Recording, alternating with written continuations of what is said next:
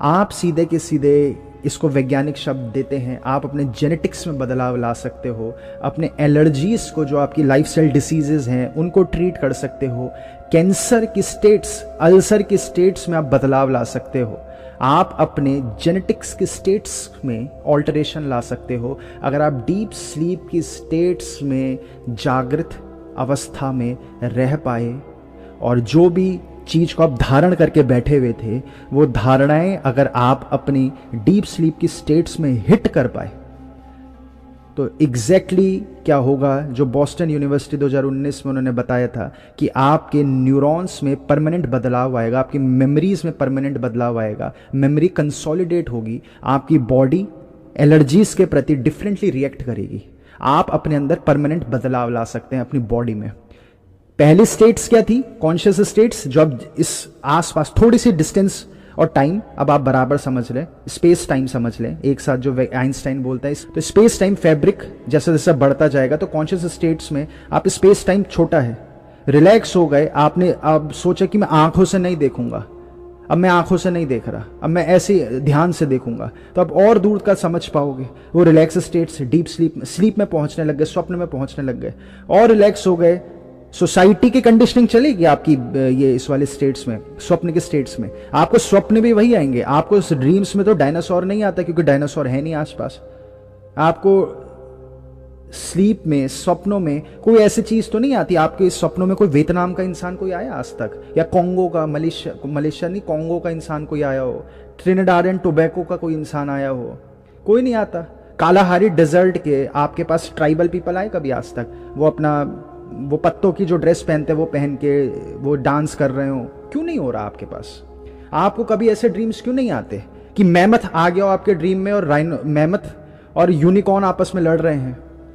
कुछ भी ऐसे ड्रीम्स क्यों नहीं आते आपको? क्योंकि आपके ड्रीम्स, आपके वो जो थोड़ी कम रिलैक्सेशन की स्टेट है, थर्ड वाले से थोड़ा कम है, फर्स्ट वाले से ज्यादा है, तो वो आपके सबकॉन्शियस माइंड कंट्रोल करता है उस स्लीप के स्टेट्स को, ड्रीम्स के स्टेट्स को। अब सबकॉन्शियस माइंड सोसाइटी है, सोसाइटी आपके सबकॉन्शियस माइंड क्रिएट करती है।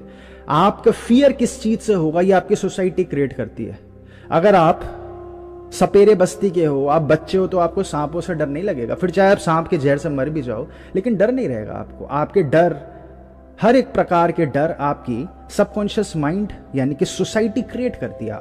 आपकी चॉइसेस सोसाइटी क्रिएट करती है कि आपका सबकॉन्शियस माइंड आपकी सोसाइटी है। वुडू डेथ जो बहुत बड़ा एक्सपेरिमेंट रहा है वॉल्टर कैनन का 1942 का, ये हम कई बार, बहुत बार बताया है पहले भी, तो उसमें तो डायरेक्ट प्रूफ आ गया कि आपका सबकॉन्शियस माइंड आपकी सोसाइटी क्रिएट करती है। कि जिन जिन लोगों को वुडू जो ट्राइब रही है वॉल्टर कैनन के स्टडी में, जो अफ्रीका की ट्राइब पर उन्होंने 6 महीने की 4 महीने वहां पे बैठ कर रहकर, पूरा वहीं रहकर सारे स्टडी करी कि जिन लोगों को वुडू पर भरोसा था, उस ट्राइब में, स्वाभाविक ट्राइब में सबको वुडू पर भरोसा था, मंत्र की वजह से, वुडू के मैजिक के द्वारा जो मारने की प्रक्रिया है दूसरे को, तो अगर वुडू का प्रयोग करके ट्राइब के लोगों को मारा जा रहा है तो ट्राइब के लोग मर जाते हैं। और वुडू का प्रयोग करके अगर उसको मारने की कोशिश है जो ट्राइब का नहीं था, जो वैज्ञानिक एक्सपेरिमेंट करने आया, उसको बीमार करने की भी कोशिश करी जाए, उसकी बीमारी ठीक करने की भी कोशिश करी जाए, तो उस पर वुडू नहीं असर कर पा रहा था उसके सबकॉन्शियस माइंड में, क्योंकि वो सोसाइटी नहीं थी। और ये वॉल्टर कैनन के निष्कर्ष निकले, डॉक्टर वॉल्टर कैनन के निष्कर्ष निकले कि एक भी एक्सेप्शन नहीं रहा। वुडू डेथ जो उन्होंने स्टडी लिखी थी 1942 की, एक भी एक्सेप्शन नहीं था कि कोई इंसान की बीमारी ठीक करने की कोशिश करी, उसकी बीमारी ना ठीक हुई हो। अभी का एलोपैथी इतने अच्छे रिजल्ट्स नहीं दे पा रही थी जितना वुडू डेथ वहां पर दे पा रही थी। वुडू डेथ उस स्टडी का नाम था। और किसी को श्राप दिया हो, बोनिंग नाम से श्राप दिया जाता है, हड्डी दिखाई जाती है, बोनिंग, तो उनकी डेथ हो जा रही थी। वो बहुत समय रहे, 4 से 6 महीने। तो ये कंक्लूजन पर वो पहुंचे थे। और बहुत सारे उन्होंने अपने पर भी करवाया, लेकिन उन पे कुछ हो ही नहीं रहा था वो मैजिक, डॉक्टर वॉल्टर कैनन पर। तो ये कॉन्क्लूजन्स पर वो लेकर जाना चाह रहे थे आपको कि आपका सबकॉन्शियस माइंड सोसाइटी क्रिएट करती है। आपको किस चीज से एलर्जी होगी, क्या चीज अच्छी, क्या चीज बुरी। आपको भय लगने लग गया, अगर सांप से आपको भय लगने लग गया तो आपकी बॉडी ऑलरेडी स्ट्रेस में रहेगी, और स्ट्रेस में रहेगी, स्ट्रेस के आगे का सारा सिस्टम आप जानते हो। क्योंकि वो डॉक्टर पर वो काम नहीं कर रहा था, क्योंकि वो उनका सबकॉन्शियस माइंड उस सोसाइटी ने नहीं क्रिएट करा। उस डॉक्टर पे क्या क्रिएट करा? वो डॉक्टर वॉल्टर कैनन, क्योंकि शायद कनाडा के थे, अमेरिका के थे, उनको क्या क्या होता है उनके साथ? वो अगर स्त्री को देखेंगे वो कामुक हो जाएंगे, क्योंकि वो वेस्ट की सोसाइटी है। और अफ्रीका के लोगों को आप स्त्रियों को दिखाओ, नग्न स्त्रियों को, उन्हें कामुकता ही नहीं होती। क्यों नहीं हो रही उनको कामुकता? वहां पे पहले से सब नग्न है। तो उस डॉक्टर, वो जो डॉक्टर है, वो भी उस सोसाइटी का अपने सबकॉन्शियस माइंड लेकर आ रहा है। अब कृष्ण जी के टाइम पे सब कामुक थोड़ी घूम रहे थे कि नदी में नहा रहे हैं। तो सोसाइटी आपकी ये सब कंट्रोल कर रही है, आपके सबकॉन्शियस माइंड को कंट्रोल कर रही है। और जब आप इस स्टेट से भी बाहर आ जाओगे, यानी कि स्लीप में, यही सारे आपके स्वप्न में आएंगे, ये सारी चीजें आती हैं। आप जब इससे भी बाहर आने लगते हो तो थर्ड स्टेट्स पर आप पहुंचने लगते हो, डीप स्लीप। डीप स्लीप में जो जागृत रह पाता है वो अपनी बॉडी में बदलाव ला सकता है, वो लूसिड ड्रीम के आगे के स्टेट्स पर पहुंच सकता है, वो एस्ट्रल ट्रैवल के स्टेट्स पर पहुंच सकता है। एस्ट्रल ट्रैवल क्या है वो हम फिर कभी भविष्य में समझने का प्रयास करेंगे, वैसे हमने कई बार पहले भी समझा था। तो बहुत ही एक्सट्रीमली इंपॉर्टेंट चीजें हैं, मैं इसलिए रिपीटेडली ये सारी चीजें बोल रहा हूं ताकि आपको रजिस्टर यानी कि याद रह पाए ये बातें। आप अब डीप स्लीप में मेमोरी कंसोलिडेशन के द्वारा अपने जेनेटिक्स में, अपनी बॉडी में बदलाव ला सकते हो, अपने न्यूरॉन्स में परमानेंट बदलाव ला सकते हो।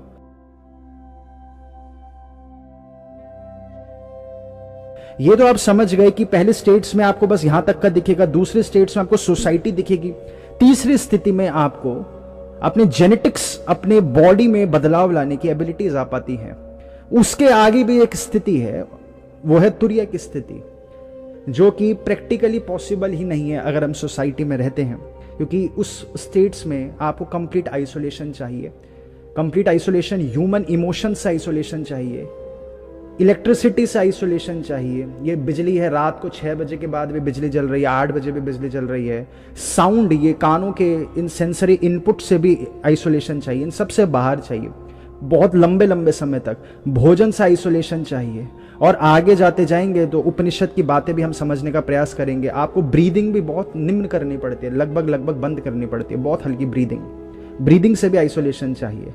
और वो इतने रिलैक्सेशंस की स्टेट्स है कि उस स्टेट्स को बॉडी में अचीव करना इस सोसाइटी में रहते हुए तो पॉसिबल नहीं है। उन स्टेट्स, ये चौथे स्टेट्स है, इन चौथे स्टेट्स में अवधि ज्ञान की स्थितियां। अवधि ज्ञान क्या है? ड्यूरेशन का ज्ञान। अवधि यानी कि ड्यूरेशन, लंबे से लंबे ड्यूरेशन का, दूर से दूर ड्यूरेशन का, यानी कि अवधि के साथ डिस्टेंस भी आएगा, ड्यूरेशन के साथ स्पेस भी आएगा। तो आपको काल अंतराल का समझ आने लगती है, आपको दूर दूर का समझ आने लगता है, बहुत सारी लब्धियां, एबिलिटीज आने लगती हैं, सिद्धियां आने लगती हैं। ये आप अपनी बॉडी से भी कंप्लीट, अपने जेनेटिक्स से भी कंप्लीट और सोसाइटी से भी कंप्लीटली बाहर की स्टेट्स पर जब आप पहुंच जाते हो, उस स्टेट्स में भी जो होश में रह जाता है, उसको तो बहुत गायत्री मंत्र में भी उन लोगों के बारे में जिक्र करा गया है। बहुत बड़ी स्थिति है वो, तो ऐसे कहा जाता है देवी देवता ही उस स्थिति पे पहुंच पाते हैं। अब ये आम धारणाएं हैं, आम लोगों के मिस अंडरस्टैंडिंग्स हैं, बहुत सारे कन्फ्यूजन्स हैं। तो ये चौथी स्टेट बोली गई मस्तिष्क की, चौथी स्टेट, जो कि आप उदाहरण से समझें कि आपको इस सोसाइटी से तो बाहर ले गई, आपके अंडरस्टैंडिंग को, आपके पूरे के पूरे जाति ज्ञान से भी बाहर ले गई, आपको बहुत प्रकार का ज्ञान पर ले जाएगी। और उस स्टेट्स में जो जागृत रह पाए उनके लिए तुरिया का शब्द बोला जाता है। और तुरिया स्थिति के आगे भी एक स्थिति होती है, तुरियातीत, जो तुरिया के भी बाद आ गया। तो तुरिया के भी बाद में है तुरियातीत, तुरियत्ता भी इसे कई बार बोला जाता है। तो तुरियातीत जो इसके भी बाद की स्थिति है। तो तुरिया स्थिति आप समझ पा रहे होंगे, पहले 3 स्थितियों से आप समझ पाए होंगे कि तीसरी स्थिति जो थी वो कितनी एक्सट्रीम रिलैक्सेशंस की स्थिति है कि आप अपनी बॉडी में परमानेंट बदलाव ला सकते हो। आप इतना बाहर आ चुके हो कंडीशनिंग से, आप अज्ञान से इतना बाहर आ चुके हो कि आप अपनी बॉडी में परमानेंट बदलाव ला सकते हो। और उसके बाहर भी एक स्थिति है तुरिया की स्थिति, और उसके बाहर भी एक स्थिति है तुरियातीत, उसके भी बाहर। अब ये सारी की सारी स्थितियों में जो जागृत रह पाता है, स्वाभाविक है, जो अंत की स्थिति में भी जागृत हो, पहली स्थिति में भी जागृत है, वो कौन सी चीज जागृत रह पाती है? वो कश्मीर शैविज्म वो बोलता है कि जीव जागृत रहता है। जैन जो रिलीजन है वो भी बोलता है जीवात्मा जागृत रहती है इन सारी स्थितियों में। इन सारी स्थितियों में जो जागृत रह गए वो आपकी आत्मा जागृत रहती है। वो अभी आपको जागृत स्थितियां आपको महसूस नहीं हो पाती होगी डीप स्लीप में, या तुरिया तो बाद में आएगा। इन स्थितियों में आपको जागृत इसलिए नहीं हो पाता क्योंकि आपकी जो लाइफस्टाइल है, जीवन शैली है, उसमें बहुत ज़्यादा पॉल्यूशन है। पॉल्यूशन, इमोशनल पॉल्यूशन है, ईगो का पॉल्यूशन है, एक्सपेक्टेशंस का पॉल्यूशन है, फियर का पॉल्यूशन है। ये यहां तक जाता है कि जो फूड आप लेते हैं, फूड लेने की जरूरत तक नहीं होती। बहुत अजीब बात है, अभी के लिए प्रैक्टिकल युग के लिए प्रैक्टिकल नहीं लगेगी आपको, लेकिन फूड भी पॉल्यूशन है, पानी भी पॉल्यूशन है, जिसे इम्परफेक्शन बोला जाता है।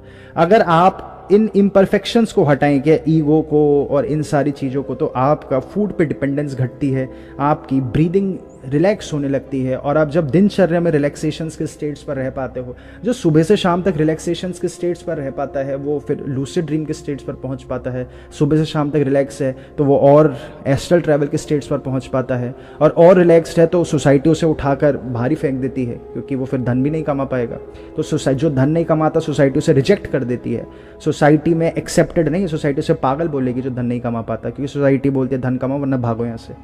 तो स्वाभाविक आप इतने रिलैक्स स्टेट्स में हो तो आपको धन तो आपके लिए कुछ रह ही नहीं गया, आपके लिए भोजन कुछ नहीं रह गया, आपको भोजन की नीड नहीं है। फिर बहुत सारे लोग हैं, वो साधक लोग हैं, वो तो पत्ते खा लेते हैं, पत्ते, जो पत्ते पेड़ से गिर गए वो खाया हो गया उनका, क्योंकि इनकी बॉडी अभी भी जीवित है। आप इंटरनेट पर भी देखेंगे, एक जैन मुनि है, वो काफ़ी सारे जगह पर आते हैं और बहुत सारे लोगों के ओपन में है, वो बहुत ही ओपन है। हैरानी की बात है, इतने ओपन में है। क्या चीज़ है वो जैन मुनि की ओपन में, कि 180 दिन का फास्टिंग वो कर चुके हैं 6 बार, और ओपन में है, हर कोई देख सकता है। इतना ओपन में, भविष्य में भी वो नहीं रहेगा ओपन में, हर कोई देख सकता है। वहाँ रहे हैं जो सारे लोग, क्योंकि मुनि तो कोई ऐसा नहीं, मुनि का क्या सीन होता है, मुनि का भी कमरा बंद करके नहीं रहते, ओपन में है वो सोते भी 2.5 घंटे हैं, तो नॉन स्टॉप निगरानी में रहते हैं वो लोगों के, नॉन स्टॉप लोगों से घिरे हुए रहते हैं। 180 दिन से नहीं खाया, विहार करते हैं, यानी कि चलते हैं।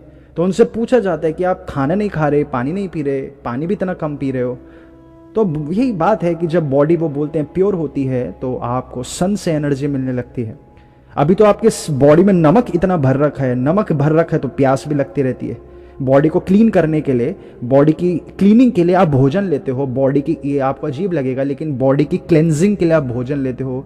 अपने उत्तेजनाओं को शांत करना क्लेंजिंग कहा जाता है। अपने एक्साइटमेंट्स को शांत करने के लिए आप जैसे अल्कोहल लेते हो, अपने एक्साइटमेंट्स को शांत करने के लिए आप कुछ स्वादिष्ट भोजन खाने की कोशिश करते हो, अपने एक्साइटमेंट्स को शांत करने के लिए घूमने की कोशिश करते हो। एग्जैक्टली वही आप अपने एक्साइटमेंट्स को शांत करने के लिए भोजन लेते हो। एक्साइटमेंट इम्परफेक्शन है, इस वजह से हंगर को इम्परफेक्शन कहा जाता है। तो एक्साइटमेंट्स या इम्परफेक्शंस की वजह से हंगर लगने लगती है, प्यास लगने लगती है। अच्छा, अगर प्यास लग गई और पानी नहीं पिया तो क्या होगा, तबीयत खराब हो जाएगी। बात वो नहीं है कि पानी नहीं पीना, प्यास लगी तो पानी पीना है, लेकिन वो उस स्टेट्स पे पहुंच चुके हैं, वो जो मुनि है 180 दिन तक नहीं खाया, फिर 45 दिन बस चना खाते हैं, थोड़ा बहुत कुछ खाते हैं, फिर 45 दिन बाद फिर से 180 दिन तक नहीं खाया। तो सीधे सीधे ये वो उन स्टेट्स पर जो लंबे लंबे समय रह पाता है, जो लंबे समय रह पाता है, तो उसको भोजन का भी डर नहीं रहता। फिर उनसे कोई भोजन छीन लेगा तो उनका क्या जा रहा है, वो वैसे ही 180 दिन तक नहीं रहते खाते। उनकी ये स्थिति है, वो तो बोलते हैं हमें 20 साल के लिए आप जेल में फेंक दो, हमें कोई फर्क नहीं पड़ता। तो वो किस चीज का डर होगा उन्हें, किस चीज का लोभ है। नंगे घूमते हैं, नग्न, थोड़े से वस्त्र डाल लिए अपने, वो तो डर के मारे पहनने पड़ते हैं। तो वस्त्र डाल लिए, क्योंकि श्वेतांबर हैं वो मुनि जी, श्वेतांबर हैं, तो वस्त्र डाल लिए। दिगंबर लोग तो वस्त्र भी नहीं डालते, तो उनको कुछ नहीं है, कोई क्या डराएगा उन्हें, वो किस चीज का लोभ होगा।